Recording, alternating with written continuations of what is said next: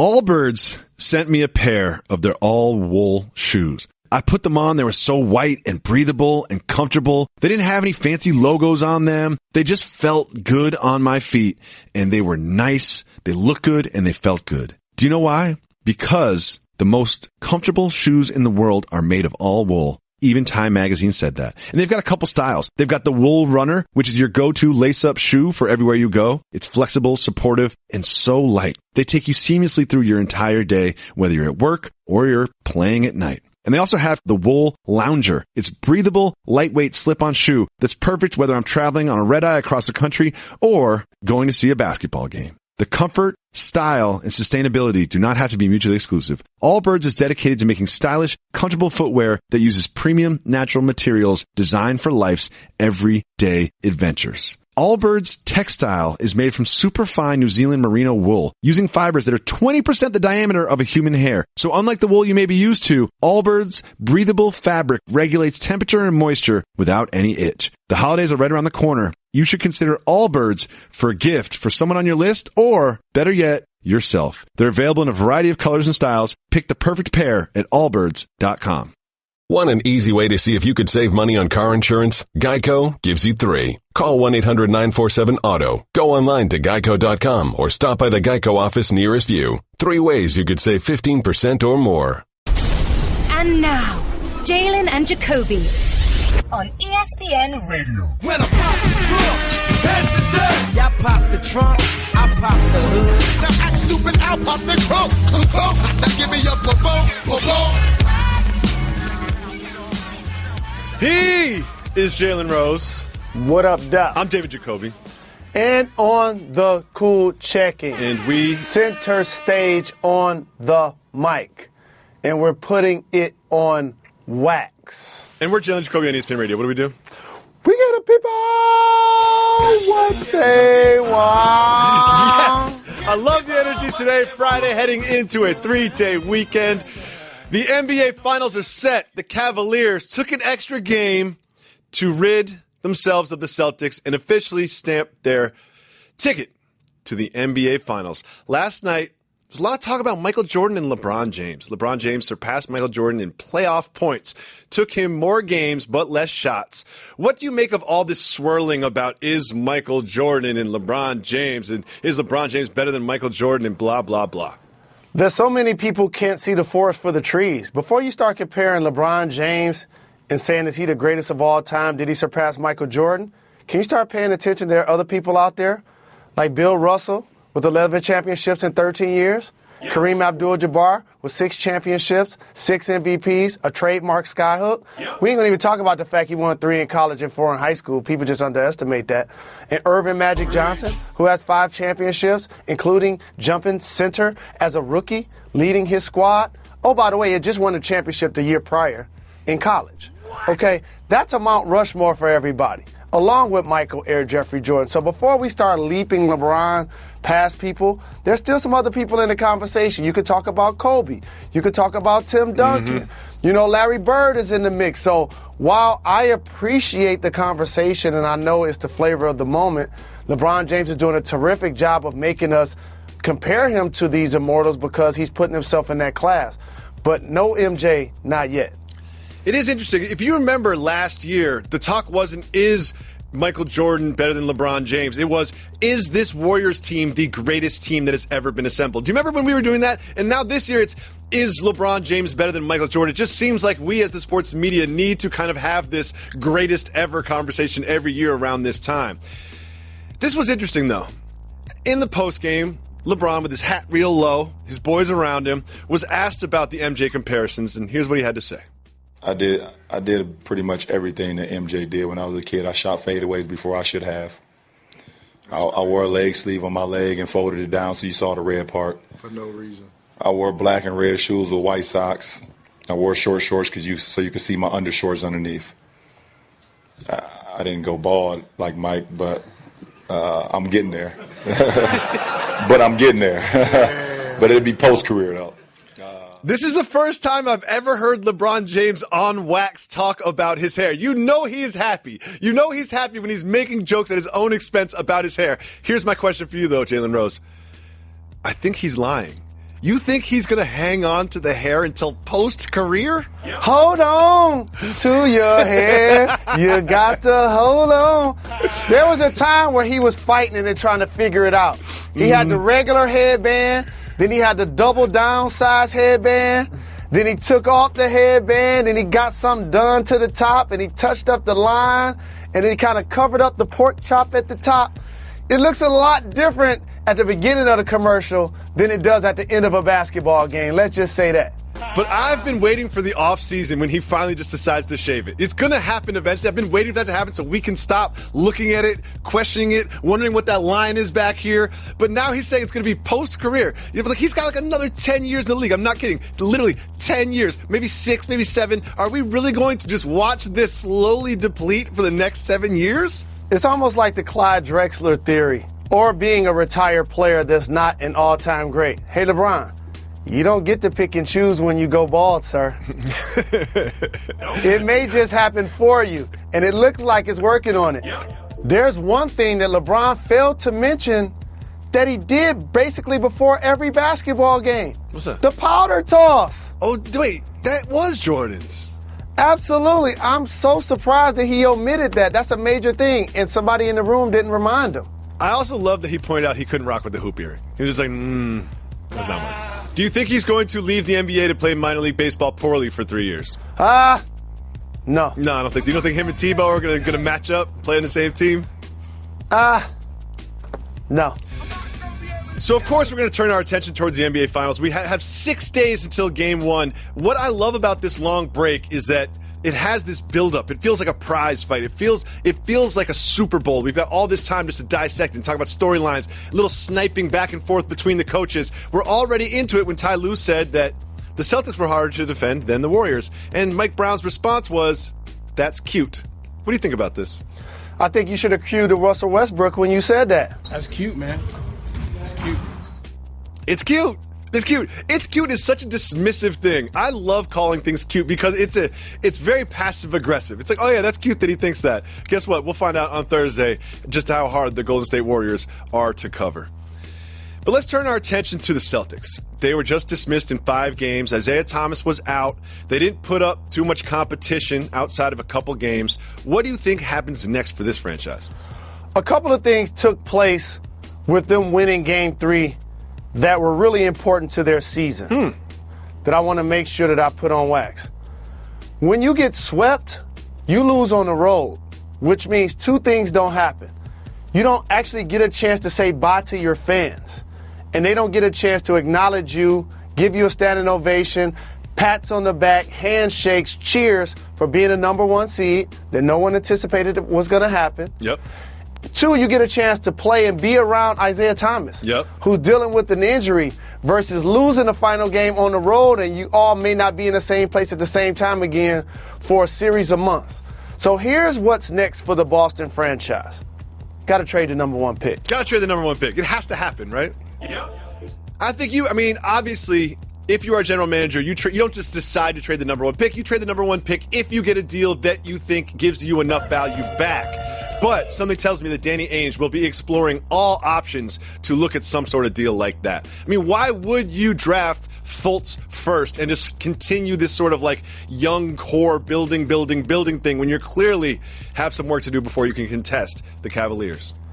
And more so than just having a young core building, you're getting more help in the backcourt. Isaiah Thomas averaged almost 30 points. Avery Bradley was terrific in this series on both ends of the floor. His offense continues to improve. Smart had a breakout game. He's become a lockdown defender. They need help up front. Yes. If you could get a DeMarcus Cousins or that level of player, you have to go after him. And if it costs you the number 1 pick and an asset on your roster, so be it. Who else is out there? We got Blake Griffin out there, potentially Paul Millsap they could make a run at. Could you see either of those things kind of panning out for the Celtics? I think when you're contemplating the number 1 pick, you toss those players around. But again, I want to go for the upside as it relates to talent. And all of the guys that you just mentioned, they're probably more emotionally stable than DeMarcus Cousins. But if you can find a way to get him to channel his energy, he played with Isaiah Thomas in Sacramento, By the way, how do they have both of those guys and they don't have either one of them anymore? What? Anyway, with that being said, if you could put those guys back together, that could be something special in an Eastern Conference. The LeBron James has won the conference championship 1, 2, 3, 4, 5, 6, 7 times in a row. Do you know what I love about this, what we're discussing right now? Do you know what really warms my heart and makes me so happy about this? What it would do for the Podfather. If you put DeMarcus Cousins in a Celtics jersey, the tweets will never stop. Like, it will never happen. Bill might move to Boston just to wait, get season tickets, courtside, and just cry at every single game because he is so happy. Let's make this happen, Danny Ainge, for our brother, the Podfather. That's cute, man. That's cute. Jalen Rose. You've said this time and time and time and time again over the past year. If Draymond Green did not get suspended for Game 5, the Golden State Warriors would be champions. And now we look at this matchup. The trilogy is upon us. Is there extra pressure on Draymond to come through and perform? I don't think so, because when he returned last year, that was the pressure. And he played really well in Game 6 and Game 7 to the point where had the Golden State Warriors won the championship, I think he would have won MVP. I think more of the pressure is going to be on one of the 7 All-Stars who currently doesn't have a championship, who wanted to be a part of this rival, who took the motto, if you can't beat them, join them, literally, and left the Oklahoma City Thunder, though they were up 3-1 against the Golden State Warriors, and joined that team that beat them. And so for Kevin Durant, it's going to be essential, A, that he plays well, win or lose, and or B, if the Golden State Warriors are able to capture a championship. Remember, he lost to LeBron James in the NBA Finals before. He did? The Golden State Warriors, while they won 2 years ago, all of them that are still on the roster lost to LeBron James last year. So I'm pretty sure, along with Mike Brown, who's been fired twice by the Cavs, still getting paid by them and the Lakers, they have enough people that want to beat LeBron and want to beat the Cavs. It's going to be an amazing series. It's going to be the most watched NBA Finals in the history of the NBA. So for everyone talking about what's good for the league, what's bad for the game, the proof is going to be in the finals pudding. I absolutely agree. I am so excited for this finals. I cannot think of a finals I was more excited about ever since the Lakers and Celtics famous rivalry. They had a trilogy of their own, although in 1986 the Lakers couldn't make it, but they also had a trilogy. It feels kind of similar, just all of the big superstars, contrasting styles, all of the build-up, all of the hype. It's almost like, are you afraid that these finals might not live up to all of this? No such thing. No. It's definitely going to live up to it because you have the marquee players playing in the biggest game. That's why it's laughable to me when people try to dumb down the product saying, well, they were 12-0, they're the first team to do it. Newsflash. The first round used to be best of 5. That's a great point. And I also say the Cavaliers were a weird basketball bounce from an Avery Bradley jump shot away from being 12-0 themselves heading into the finals. I am so excited for these games. Here's my number one question for you, though. You got your suits together for NBA Countdown? I'm getting them together over this weekend. I'm really concerned about this, Jalen. I'm going to be cleaner than the board of hell. We got to have A-game suits. You're going to be on Countdown. You got Beetle there. You got Chauncey there. You always have a special guest. I'm a little nervous for you. You know what? I want your suits. I want you to really run your suits by me before you pack them in, okay? This is very exciting for me. Very exciting. So fresh and so clean. So here's one thing that I don't think is being spoken about enough. Now, everyone always discredits all the accomplishments of the Golden State Warriors. Oh, Kyrie got hurt in Game 1 and Kevin Love wasn't there. And then Chris Paul was hurt when they beat them. Kawhi Leonard was hurt when they beat the Spurs. They're always diminishing the accomplishments of the Golden State Warriors, looking at the health of the other team. One thing that's not being discussed, they have a very serious health problem of their own. Steve Kerr is not going to coach. It doesn't look like he's going to coach, at least in Game 1 of the NBA Finals, according to GM Bob Myers of the Golden State Warriors. How impactful is this on a basketball team? It's really impactful because he's a terrific coach, and it does mean something having him out. But it also says a lot about them playing inspired because he is out. And the reason that he's out, and letting him know that because you can't coach, we're still going to find a way to hold you down and bring home the championship. So I still think they'll have a level of motivation and a level of discipline regardless to the fact that Steve won't be standing on the sideline. I hate that he has to miss this NBA Finals. I know. I'm rooting for him to get healthy. I know.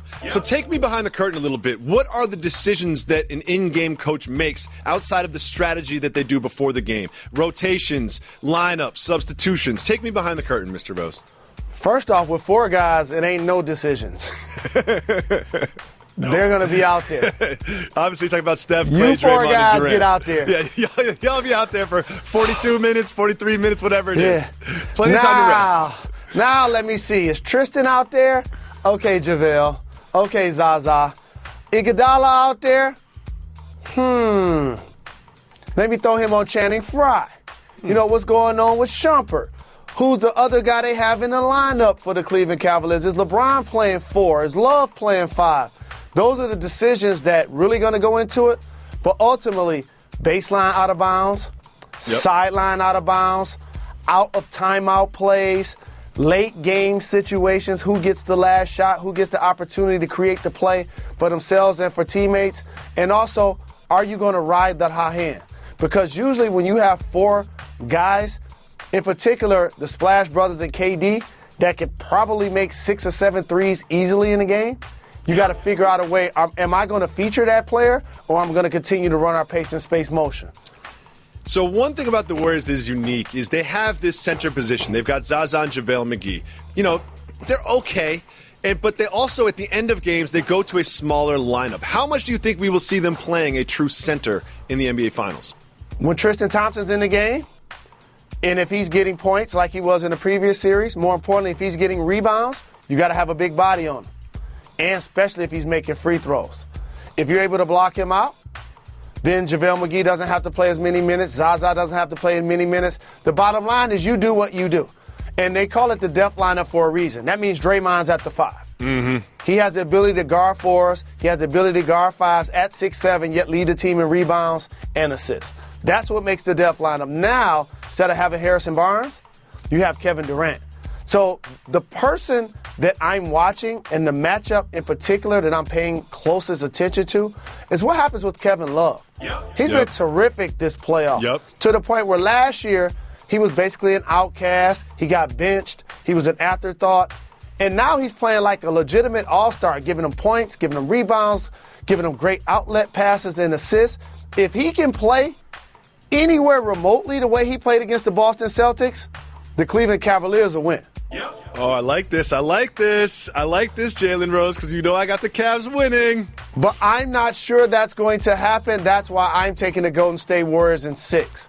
And the other thing that people need to pay attention to, y'all must have forgot. I want to introduce you out to somebody. Who's that? His name is Stephen Curry. Oh, Wardell Stephen Curry. Here's the guy that won 2 straight MVPs, the only unanimous MVP, shatters every three-point record, and was injured during last year's playoff run. He was uncharacteristically not himself, throwing a mouthpiece, getting ejected from games. I think he also plays really well in the finals to the point he's going to be the MVP. So Jalen Rose has the Warriors winning in 6 with Steph Curry as the MVP. David Jacoby has the Cleveland Cavaliers winning in 6. And we putting it on wax. Blue Moon is brewed with Valencia orange peel and a touch of coriander. It's a creative twist on a Belgian-style wheat ale for a taste that shines brighter. Taste responsibly. Blue Moon Brewing Company, Golden, Colorado. Jalen Rose, I have to bring something up. You know I grew up in Massachusetts. I'm a Celtics fan, die-easy Celtics fan. You grew up in Detroit. You're a die-hard Pistons fan. 30 years ago today was the steal by Bird. Oh, man, you about to give me a heart attack. Oh, Bird steals the ball underneath the DJ. Today. Do you remember where you were and how you felt when you saw that happen? Only thing I remember is I got in trouble that day. Because I was watching it at home, and I don't know what made me feel like I was just going to hit the TV and it wasn't going to fall on the floor. No, you didn't. No, you didn't. I got in trouble that day. You hit the TV and broke the TV on the floor. It didn't break. It was back in the day when you had like the tubes in the TV and the back part came off and one of the tubes came loose. But you could just screw it back in. Put it back in? Okay. Jeannie Rose was not happy with you. No, she was not happy. You never want to be on Jeannie Rose's bad side. Well, last night, during the postgame, we learned what Shaquille O'Neal's bad side is. We saw his feet on national television. Jalen Rose, I've played exactly 0 games in the National Basketball Association. Is this what all basketball players' feet look like? No. Okay. It's one of the hazards of the job when you're 7 foot, 330 pounds. You're carrying around a lot of cargo.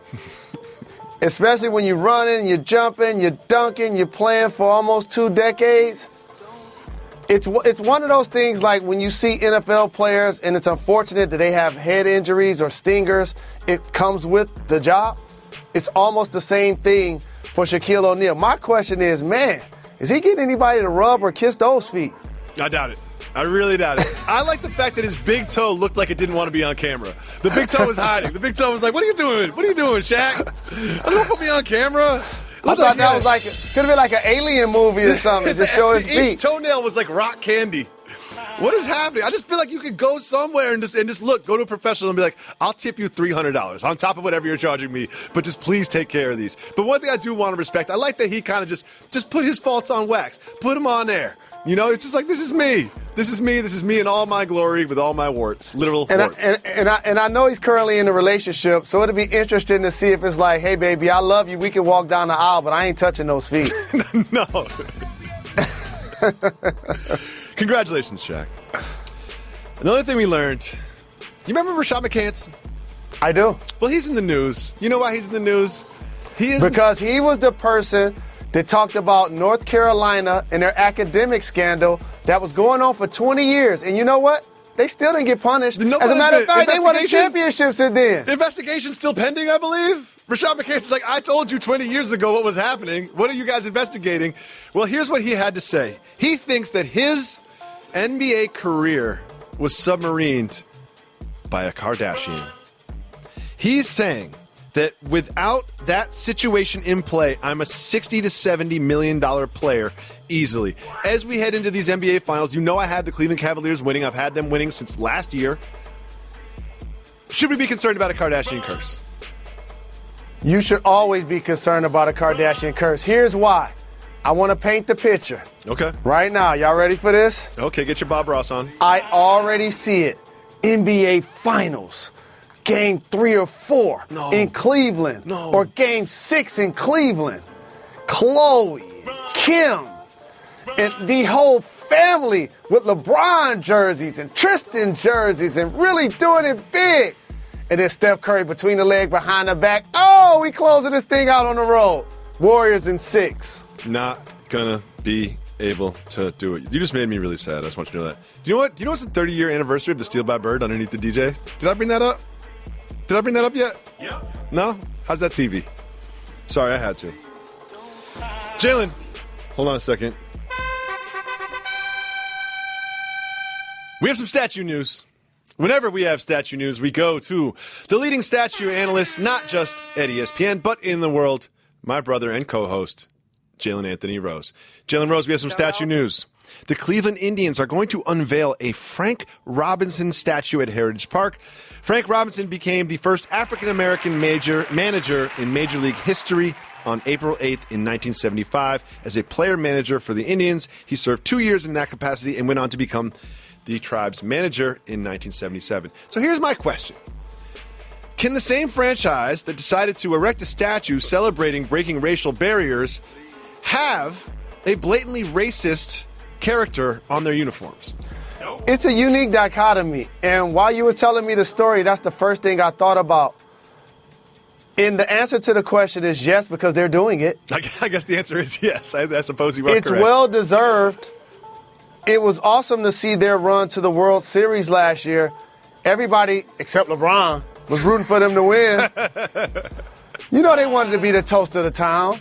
You know that. The Cavs was like, we here rooting on y'all, we're rooting for y'all, but come on now. This can't turn into title town. Like, this is our title town right now. Give us a year, Indians. Come on now. But I'm happy for Frank Robinson, but that still has not led to the type of diversity amongst African Americans in the sport of baseball, not only as players, but as management and leadership positions. Absolutely. And you still have a blatantly racist character on your uniforms. We have more statue news, Jalen Rose. A $25,000 statue of a swan is missing after it was stolen by a naked man. Last Friday in Polk County, the sheriff's office is saying that they have video of a naked man walking up to this building with a bucket covering his genitalia. He then steals a truck with the swan in the back. Jalen, I come to you with all questions about statues. Why did this naked bucket man steal a $25,000 swan statue? I hope he didn't have the type of plans for that swan that we wouldn't want to see. Oh, no, Jalen. Oh, no. Oh, no. As the senior statue analyst, I'm very disappointed in that answer. It made me sad again. Did I mention that it was the 30-year anniversary of the Steal by Bird underneath the DJ? Did that come up yet? Yeah. Oh, my bad. I got confused. Finally, we have this, Jalen. Speaking of racial harmony, Nelly, you remember Nelly. You're familiar with his work. Absolutely, family. Are you familiar with the work of the Florida-Georgia line? Am I familiar with what? The work of the Florida-Georgia line? No. I am not. They're a country group. Nelly and the Florida-Georgia line have done some work together. They've collaborated. Nelly was asked by Page Six, just sort of like, what is the vibe like when you're working with someone from the country music world? And he said, quote, "It's the same thing if I'm in the studio with anybody, man. We're smoking and drinking." Jalen Rose, is the key to racial harmony smoking and drinking? The key to racial harmony is communication, and that takes place in a lot of different ways. Fellowship is number one. However you choose to partake, if everybody's participating, it creates a happy environment. Jalen. What up, though? Kevin Durant's in his bag. He's just so much more comfortable this year with his dealings with the media. He's been on the Podfathers podcast like every other week. It seems like he's his co-host. He's just sort of like, he just seems at one with himself. And especially he's been painted as this villain, and that's not lost on him. And when he was asked about parity in the NBA and super teams, he got a little defensive, and I totally co-signed what he said. He said, like, I'm the reason why bleeping Orlando couldn't make the playoffs for 5-6 years in a row. Am I the person that gave Brooklyn all their picks to Boston? Like, am I the reason that they're not good? I can't play for every team. So the truth of the matter is, I left one team. Does he have a point?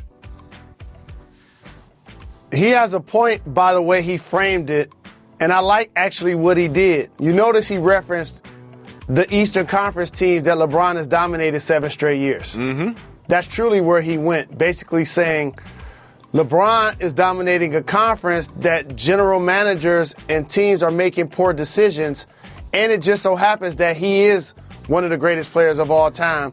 And plus, for those that have forgotten, LeBron James engineered his situations too. Sure did. You remember when he and Chris Bosh left their current team to go to Miami? Sure did. And they said, not 5, not 6, not 7. That right there is when the Jack in the Box happened.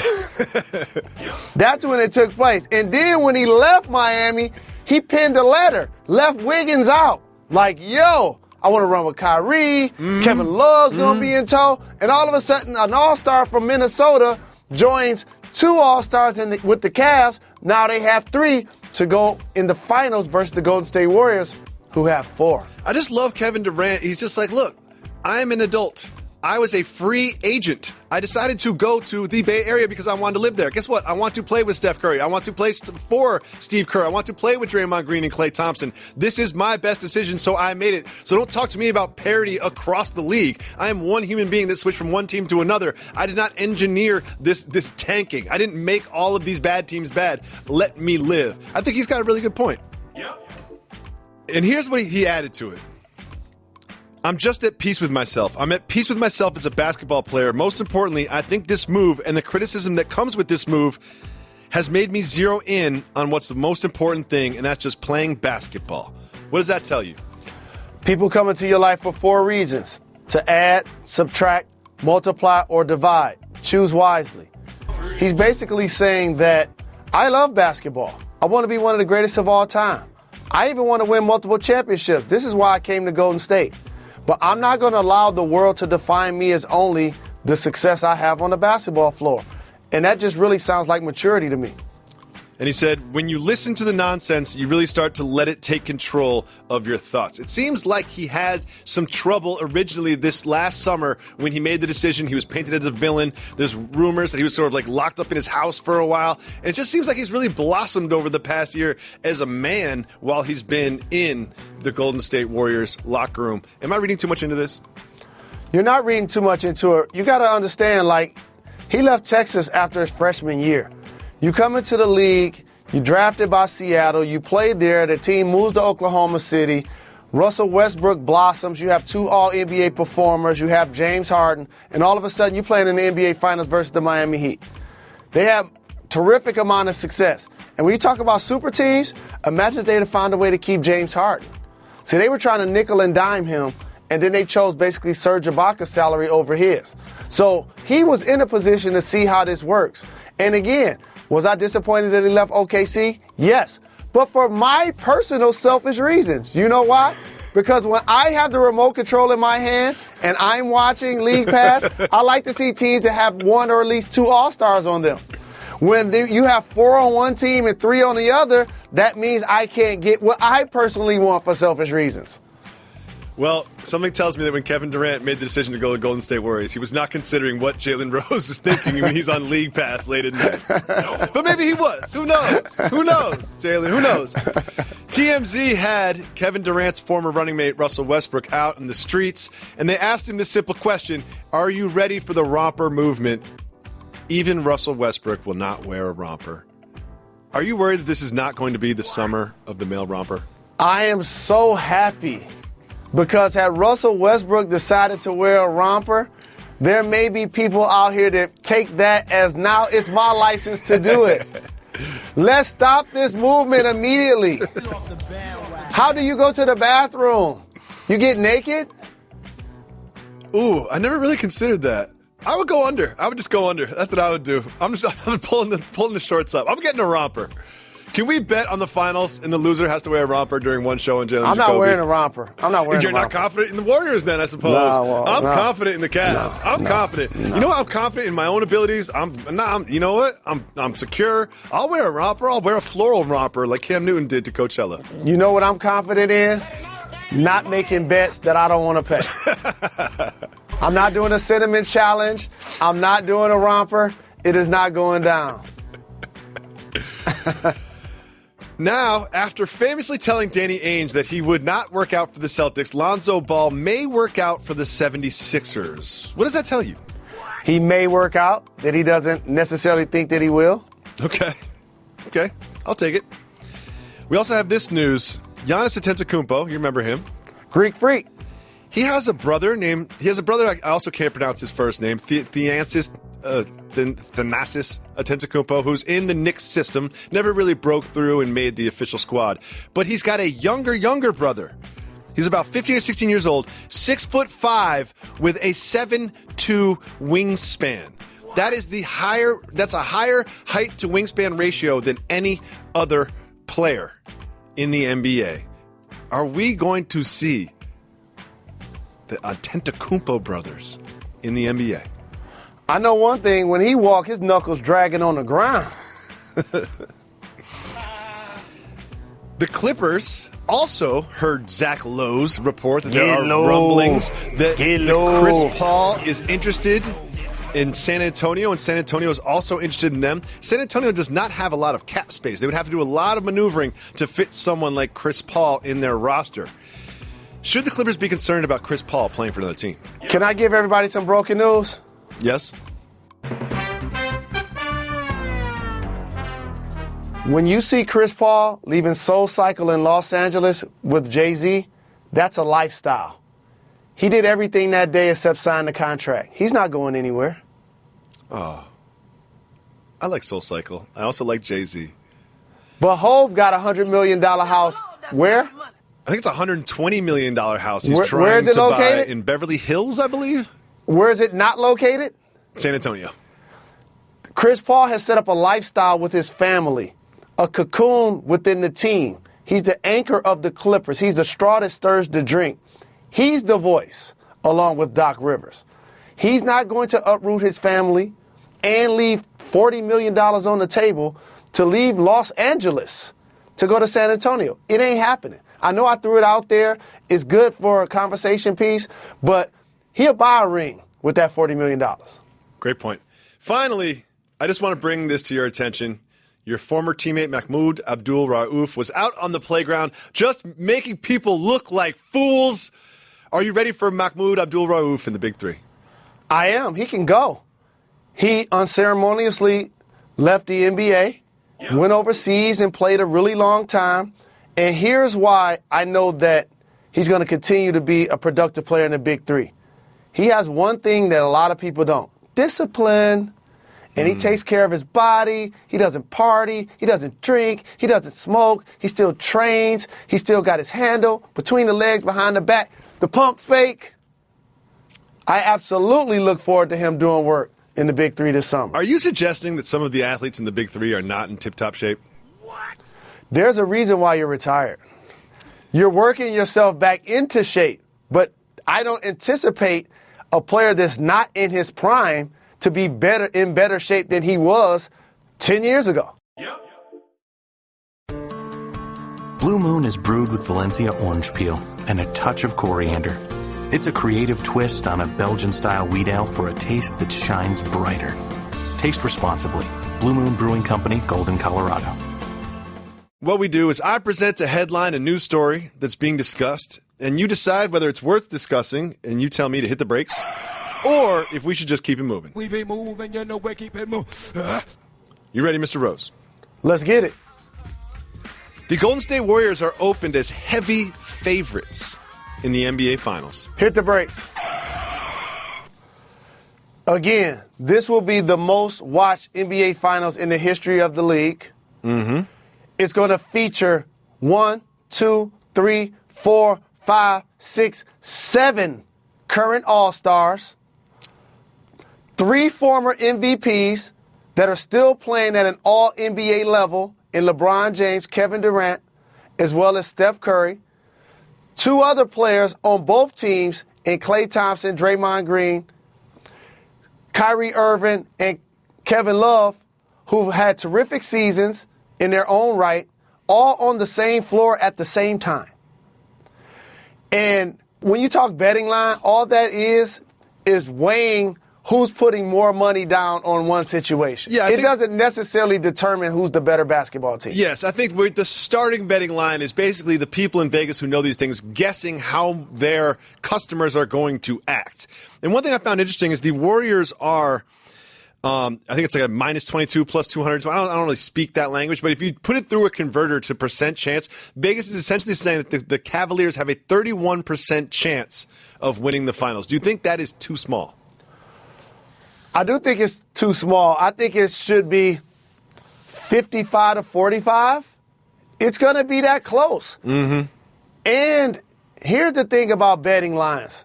Remember, you just said Vegas does a really good job anticipating how their customers are going to bet. Yeah, I think that's important to recognize. They're not anticipating how the game is going to go. They're anticipating how their customers are going to bet. That's one. 2, they're allowed to bet also. They influence the line. They can hedge the line. That's how this works. There's a reason why they continue to build casinos in Las Vegas. When you go sit at the blackjack table, the roulette table, you think you're going to be the guy to break Vegas. No, you're not. You think you're going to be the guy that wins all of the bets on all of the basketball games. No, you're not. And so there's a reason why these lines are there. The MGM Grand in Detroit still owes me some money from that Detroit live show that we did. I'm coming to get it during the Jalen Rose JRLA golf outing. I'm coming to get it, MGM. I'm coming to get it. All right. Good luck with that. Next, Eric Mangini would vouch for Colin Kaepernick if a team asked. Hey, man, hit the brakes. Can we stop with this charade? Can I give you some broken news? Give me some broken news, Mr. Rose.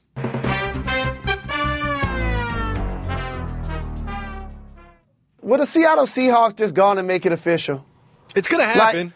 You're putting your toes in the water, then you want to get your knees in and go down to the waist. You flew him then out you want there. to put your shoulders Put in. him up in a hotel. Seattle, we know you're going to sign him. Just sign him already. Just do it. He's perfect for you. Yeah. He can run the same offense that Russell Wilson runs that you run. His is best when he's running the same offense that you run. This makes perfect sense. This is all just part of a negotiation. Just get it done so we can stop talking about it, please. Seahawks, we know that you're going to sign Colin. Matter of fact, is it happening right now? It's probably already happened. They just haven't announced it yet. They want to get through the long weekend and get a bigger splash when they announce it on Tuesday. Man. The Seahawks are going to sign him, and we can all stop talking about it. Bill Laimbeer said he would take LeBron James over Michael Jordan. Keep it moving. We be moving, you know, we keep it moving. Paul Pierce thinks LeBron is nowhere near surpassing Michael Jordan. Keep it moving. We be moving, you know, we keep it moving. Lakers to hire Miles Simon as an assistant coach. He do a really good job working out players, but keep it moving. I care, but the rest of the world doesn't. I'm happy for Miles. Victor Cruz signed a one-year deal with the Bears. Who's their quarterback? Trubinsky / Mike Lennon? Keep it moving. I do want to shout out the Victor Cruz podcast, though, because my man PR is on it. Big shout to Victor Cruz's podcast on The Undefeated. And I got love for Vic. Barry White's son sues stepmom over inheritance money. What? Hit the brakes. Before I do, let me give you some more information, okay, Mr. Rose? Barry White's son is suing his late father's widow, claiming that she hasn't paid him a dime of his rightful inheritance in 2 years. Daryl White filed a lawsuit in Los Angeles County Superior Court against Glodine White, sorry, Glodine, if I said your name wrong, and the latter singer's estate. What do you think about this? Biggie said it best, money and blood don't mix. And it's really unfortunate because Barry White, I was a major fan of his. Yup. And he accomplished so very much. And unfortunately, he's not here anymore to iron out his affairs, and now it becomes something nasty for public consumption. I hope they can find a way to remedy that situation. I hope so, too. Jalen Rose, can I make a confession? One of my AKAs is the White Barry White. Next, Brandon Jacobs, you remember him, gigantic running back, says Jim Harbaugh didn't know what he was doing. Keep it moving. A thief scaled an NYC apartment building, broke in, and stole very bizarre things. Are you intrigued? Are you intrigued? Okay. I thought I would get you with that one. Man broke into the basement of a Bronx apartment building earlier this month and made off with a odd haul. 2 toy race cars, a milkshake machine, and a chocolate fondue machine. Wait a second. Who's got a milkshake machine in their house? Also, who has a chocolate fondue fountain in their house? Look, how passionate is this person that lives in the Bronx about desserts? How about this? You called them an adult. That's somebody that's 13 or under. I mean, they got 2 race cars. Like, and also, I've never ever had fondue in my life. Have you ever had fondue in your life? No. I've never had fondue in my life, but when I have seen it on television or whatever, it's a rather large pot of this stuff, and it seems complicated. So how do you carry that and a milkshake machine, which is basically just a blender, right? So you've got a blender, a fondue fountain. You got to put the toy cars in your pocket. Like, how are you even getting out of there? Is this the naked guy with the bucket? Is this why the guy had the bucket? I know whose house he broke into. Who's that? Khalees. That's where he got the milkshake. Oh, the milkshake brings all the boys to the yard. Of course. Someone tweet at Khalees and tell her that we will replace her milkshake. If you call 985-80-JALEN, you can leave us a voicemail. If you leave us a voicemail, we'll play it on the show, just like this. Jalen Jacoby, shout out. Great podcast. I listen to you guys every day at work. It's the only thing that gets me through the day. Boss move or soft move this holiday weekend. Smoking your own ribs or buying them from some rib shack 20 miles away. Y'all hold it down and be safe. Bear down. All right, this is a good question. This is a great question. This is a good question. And I have a great answer. I have a better answer. You first. Here's what you do. And this is what makes it a boss move. You go buy the food before everybody comes. You put it in the oven and warm it up, and you throw away all of the packaging like you cooked it. You serve it. You have less dishes. You don't have to spend 4 hours cooking and sweating. You can just sit back, enjoy the air condition, and have everybody tell you how great your cooking is, even though you didn't fix anything. And here's the thing is, you don't have to necessarily lie. You know what I mean? You just don't have to necessarily tell the truth. That's all. Here's what I would say. And I really appreciate the call. This is a good question. Is you really got to have a long look in the mirror first. You have to say, just how good are my ribs? Are my ribs going to taste better than these other ribs that I buy 20 miles away? You really kind of have to be honest with yourself. And if you cook far superior ribs than the ones that you can store by, then you got to put the time in. If it's comparable, you buy them. You follow Jalen. That's all. Boss move. Let's listen to voicemails. Hey, Jalen and Jacoby. This is Keenan calling from Delaware. Like Jalen, I was plagued with some ugly feet. My current girlfriend of 4+ months still has yet to see them without socks on. So my question for you, Jalen, is how long usually, or perhaps when you were younger, did it take for your significant other to see your feet? Appreciate it. Keep on getting them checks. This is my favorite call. Really? This has really touched you. I could tell when you were listening to it. First and foremost, let me tell you a boss move. You show her your feet tonight. Ooh. Not tomorrow, not next week. Ooh. Because here's the thing. When you enter a relationship, you got to put everything on the table. Warts and all. Because here's what happens. When you meet somebody, the first thing you say to them is how you're doing. And you know what they say? I'm doing great. You don't meet somebody. You know who you meet? Their agent, their representative.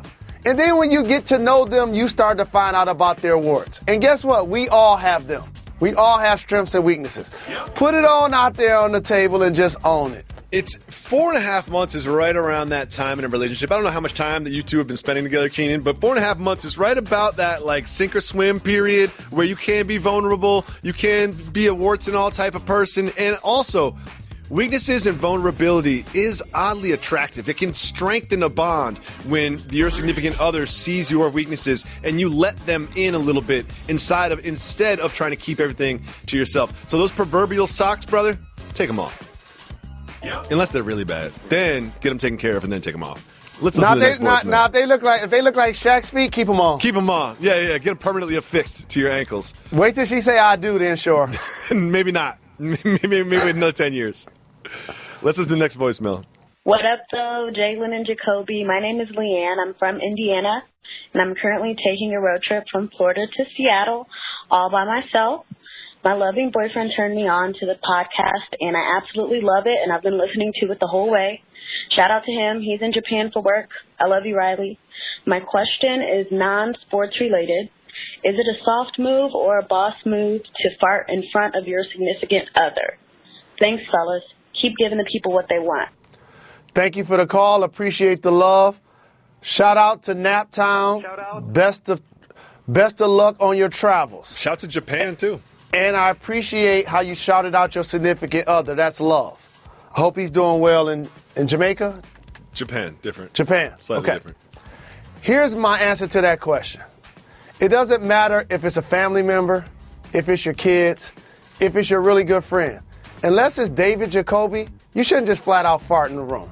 Oh, I fart all over my kids all day. You shouldn't do that. All over my kids. You shouldn't do that. Oh, yeah, like it's a contest. Like I'm trying to win. You shouldn't do that. Yeah. No, you shouldn't do that. Look, man, you're not at my house. Here's why I say you shouldn't do it. Why not? Because there will be times you can't control it. And every time when one slips out, even if it's a silent bomb or a loud stinker, then you have to own those. Other than that, when you know you got to fart, go in the other room, go to the bathroom. And here's the last thing I want to say. Sometimes, if you fart too much, you might need to go get some tissue. You can't be sitting there acting like you didn't do it. Let's listen to the next voicemail. What up, Jalen? What up, Jacoby? This is Dylan from Springfield, Illinois. I am the moderator, owner of the Jalen and Jacoby subreddit. I did that late one night, maybe on a little medicinal, and I have no idea what I'm doing. So this is an APB calling all fans to come help me. Please feel free to message me. I need help. Oh, and shout out to my cousin Brandon. He and I have both been listening to the show since you had an underscore in your Twitter handle, and you wouldn't respond to me. Shout out. Shout out to you, Dylan. First of all, I love that we have a subreddit on Reddit. I've tried to find it. There's multiple ones that aren't active anymore. You know, it's kind of embarrassing. You know, it's like, come on now. Someone started a subreddit. And you, Dylan, do you know what you did? You grabbed the baton and you sprinted with it. You said, and you know what I'm going to do? I'm going to hit some medicinal. I'm going to log into Reddit, and I'm going to start the Jalen and Jacoby subreddit. So this is a call out. I'm going to echo Dylan's sentiments. APB to all Jalen and Jacoby listeners. Let's make this subreddit an active subreddit. I will be heavily trolling it, reading every one of your negative comments about me and feeling a little bit bad on the inside. Thank you so much. Let's listen to the next voicemail. Jalen and Jacoby, what up, though? This is Malik from the D. I don't have a question. I was listening to your show the other day, and I wanted to help out my brother Jalen. Jalen, Power premieres June 25th. I don't want you to miss out. You think it's coming on in July. It's not. Coming on June 25th. Keep giving the people what they want. You know, me and Jalen are close. We talk all the time. Yeah! Every time Jalen hears the power theme, he gets excited. What's Ghost going to do, Jalen? Who knows? What's Ghost going to do? Is when you have an argument with your friend, your brother, and they're looking you right in the face and be like, no, you're wrong. No, you're wrong. It's July 7th. No, you're wrong. All ignorant and just like all puffing out your chest. And then, you know, I looked at you and I was like, Jalen, I was just on the website today. It's June 25th. I was on the website. And you looked at me and what'd you say? You're wrong, fam. You're wrong. I watch Power. It's going to be July 7th. I know everything. And you know what I've been watching the show since it started. And then sometimes in life you just got to let someone live. I was just like, okay, Jalen, whatever. But you know what? It take my homie Malik from the D to set me straight. June 25th, noted. Again, our staff will not correct us when we pronounce something wrong or we get a stat wrong from sports. But when we talk about really weird facts, they're right there with the information. I was just given a notification that they originally announced it as July 7th and then changed it to June 25th. Therefore, I'm still right and you're still wrong, but you have a good excuse. Jalen Rose, the very first time we ever recorded a podcast, somewhere between 5 and 15 years ago, the first thing that you said into the microphone when we started was what? Give the people what they want. I thought it was really weird at the time, but it's certainly stuck ever since. Part of giving the people what they want is opening up our 1-800-FLOWERS Twitter feed and taking questions from you, our listeners. The first question we have is from Kyle. Kyle said, how should NBA fans handle basketball withdrawal for the next week? I'm very excited about the next week, to be honest with you. Even though there's no games, I'm excited about the back and forth sniping. I'm excited about the sneak disses. I'm excited about the quotes. I'm excited about the coverage. I'm excited just to talk about game one. So here's a life skill. Focus that time, that energy, and that passion into other things in your life that you haven't been doing your best at. You can also do something that I do, pick up hockey when the Stanley Cup finals start. No, don't do that. Oh, yeah, I did that last night. Watched that double overtime game. No. Oh, I loved it. Kunitz, the big goal. That works for those who just love sports and want to go from one sport to another because they're junkies. But I'm talking about, you know the times you talked about going to the gym and you didn't go? Now go. The times you talked about eating better, eat better. The times you talked about getting more rest, return the emails you need to return. Return the texts you need to return. Handle the business you need to personally handle over this next week that you haven't been handling at an A+ level. You know what it is in your personal life. Next question that we have is from Darth Onik. That's a Star Wars reference, Jalen. I know you don't know. I thought you said Kelly Olynyk. How many games will it take for Draymond to get suspended? He won't get suspended this year. No, he ain't getting suspended this year. No. LeBron James could step over him again. He's not getting suspended. The only way he gets suspended is if it's a closeout game, the Cavs are up 25 and it's like 5 seconds to go. Oh, yeah. Then he'll get suspended. That'll probably be right. Jalen, the next question that we have is from Eric Estrada. Eric Estrada, same person that was on Chips. Shout out to Eric Estrada. Whether this is that Eric Estrada or a different Eric Estrada, shout out to both of you, especially the Eric Estrada that was on Chips. I believe he played, Ponch? What was his name? Ponch? Punch. Yeah, Punch. Well, is it Punch and John? Punch said, haven't heard much about any visions from Dave Jacoby this year. Did David lose his psychic abilities? First of all, I just don't want to say it every day. The Cavs are going to win the finals. I said that before the season started. I said that mid-season. I said that after they won on Christmas. I said that over and over and over again. The Cavs are going to win the NBA Finals once again in 6 games this time. I'm telling you, man. But here's a question, Jalen. I had another vision. It's Game 7.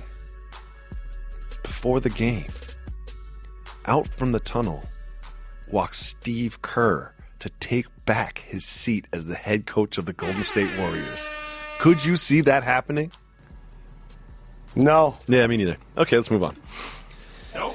Path to Greatness says this. If Andre Iguodala is not even 85% but still going, how much does that help RJ and the bench unit and the whole Cavs team? So here's where having 7 All-Stars on the floor becomes a team game, because there need to be 10 total players clearly on the court. Yes. Andre Iguodala is so valuable to what the Golden State Warriors are doing, I'm going to put this on wax.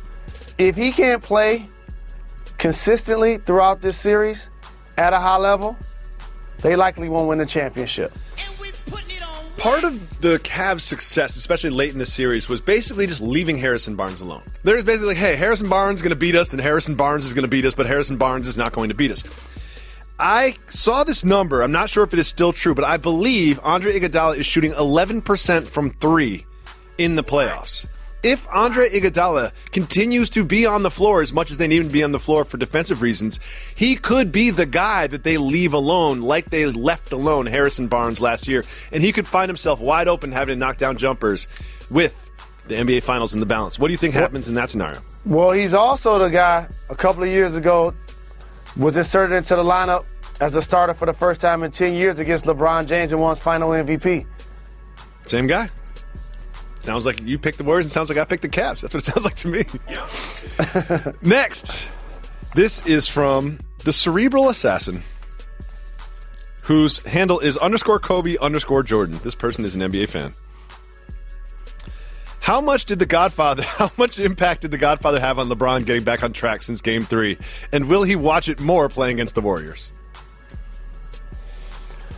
I think if LeBron believes watching The Godfather, or even saying that he watches The Godfather, though initially when this became something for public consumption, he couldn't name any scenes or any classic lines. When somebody calls you out, you at least got to talk about the horse head being in the bed. Like that's you've got literally 8 hours to pick one scene from. The opening scene, the wedding alone, right there is perfect. You just say, "Oh yeah, the opening scene of Godfather 1. I love that scene. I love that. That's probably my favorite scene of the Godfather trilogy. What's yours?" I just gave you mine. Horse classic. in the head. Hearing that guy scream, that's classic. It's just, I would wake up. You know what I mean? I feel like I would wake up. Like I wake up when I hear my kid get out of bed. I wake up. But you would wait. How deep of a sleeper do you have to be for you kill my horse, okay, and then you drag a horse head bleeding all over my floors? I'm sure the bedroom's upstairs. It was a beautiful house, so you got to walk through the whole house, and then you got to pick up my sheets, and then put the dead horse head bleeding in the bed. All that liquid. I know you're a bedwetter, so you probably wouldn't wake up from the liquid, but I would wake up from it. So there's no chance I'm sleeping through that. Next question we have is from Don. If Curry signs a max deal in the offseason, will the Golden State Warriors be able to repeat their success? This is good because we're so excited about the NBA Finals, but this is going to happen. They are going to sign Steph Curry to a max deal, which is going to tie up a lot of their money, which is going to make them a worse team. Is that not a good evaluation of what's happening? I got a caveat for you. What's that, Mr. Rose? And it's going to be interesting to see how it plays out in particular on this roster. There's something called a supermax that you get when players make an all-NBA team. Mm-hmm. This is why I think you should get a supermax if you're an all-star, like Paul George or Gordon Hayward, because they would stay, in my opinion, with their respective teams versus all-NBA. There's a good chance their future's not with their current squads. With that being said, the Warriors have multiple players that will continue to make All-NBA. Yep. So therefore, they will be able to play those players. Supermaxes. It's just interesting. I think that one thing that gets overlooked a lot is the Warriors' success is truly a function of a lot of things, but one of those things was Steph Curry having bad ankles when he signed his deal. Like, it's that simple. They've got one of the best, whatever you want to say, 5, 10 players in the league being paid like one of the best 50, 60 players in the league, and that is one thing that has opened them up to sign Kevin Durant, opened them up to bring all these people in. You know, one of the things that doesn't get talked about a lot, as I saw Chris Mullin handing the Western Conference Championship trophy at a time when they traded Monte Ellis and the fans were booing their outspoken owner to the point where he had to be on the court telling the fans to chill. That's one. 2, his fellow St. John's brother Mark Jackson helped nurture a team through the draft, which is one of the hardest things to do in the league. Ask the Sixers. Ask the Lakers. They haven't sniffed the playoffs trying to build teams through the draft. So with that being said, now we're seeing a graduation of what you just said. Steph Curry, bad ankles, signs a long-term contract. Now he's going to come back and cash in. I have a simple question for you, Jalen. And it gets down to the core difference between us is you're a very nice person. You care about other people. You're nice to everybody that you meet. And me, I'm a little evil on the inside. I mask it. You know what I mean? But like there's hate in my heart and jealousy and just bad things happening. But I just kind of push it down to the bottom. If I was Mark Jackson, I would be rooting heavily against the Warriors. Heavily against the Warriors. Do you think Mark Jackson wants to see his former players, people that he's been to battle with over and over again, does he want to see them lift the Larry O'Brien trophy like you would? Or is he a little bit like me? It kind of wants to see him fail. He's not like you. And we've had this conversation. Here's why. Their success is a reflection of his sweat equity. If they were a lottery team, that wouldn't reflect well on him. But them being a championship-level team, and they drafted Harrison Barnes, Festus Ezeli, Draymond Green, Klay Thompson, Steph Curry, all while he was the coach, that does something about his ability to develop young players. Mark Jackson, better person than me. That's all the time we have for today. Thank you so much for listening on ESPN Radio, for watching on ESPN2 and ESPN News. Thank you. And subscribing to the Jalen and Jacoby podcast. Thank you. Enjoy your weekend. You're far too kind. We